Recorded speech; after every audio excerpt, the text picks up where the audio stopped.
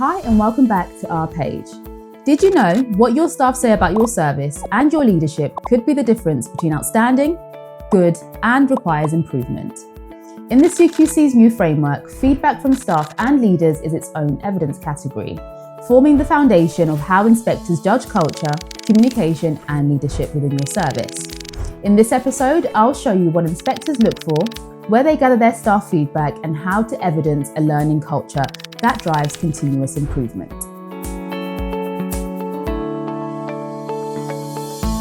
Staff feedback isn't just about morale. It's a powerful measure of your organization's integrity, culture, and care quality. The CQC uses this feedback to assess how well your service is led, especially under the well-led key question. So, what are they looking for? Is your service and leadership approachable? Do staff feel heard, valued, and supported? Can people raise concerns safely, and are actions taken? And does the service learn and improve based on internal feedback? Here's where the CQC gets its evidence and what you need to have in place. Firstly is staff surveys and feedback tools. Internal staff surveys, preferably anonymous, covering job satisfaction, support, and communication. Exit interviews, capturing why people leave and what could have been done better.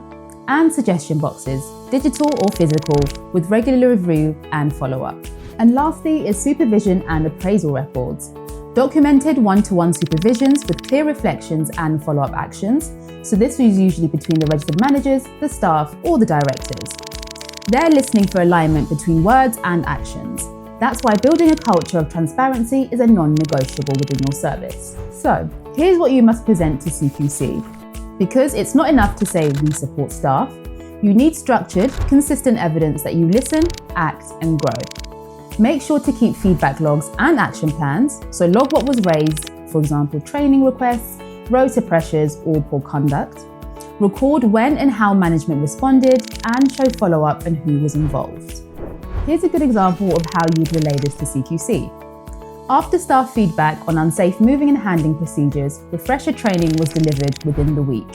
Make sure to keep logs of completed training, including when it was refreshed.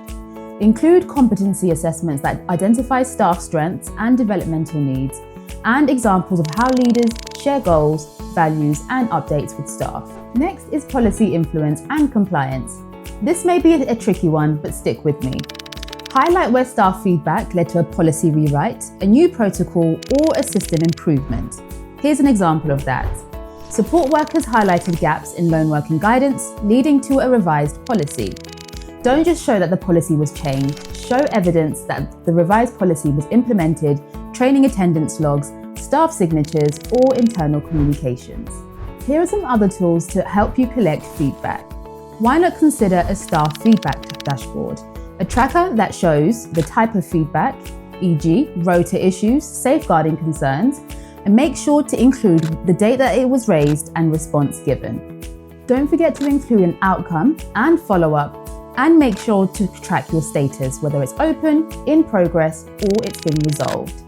Next is leadership reflection logs, a monthly entry from your manager or director, which includes what feedback did we receive, what did we learn, and what we did to change that.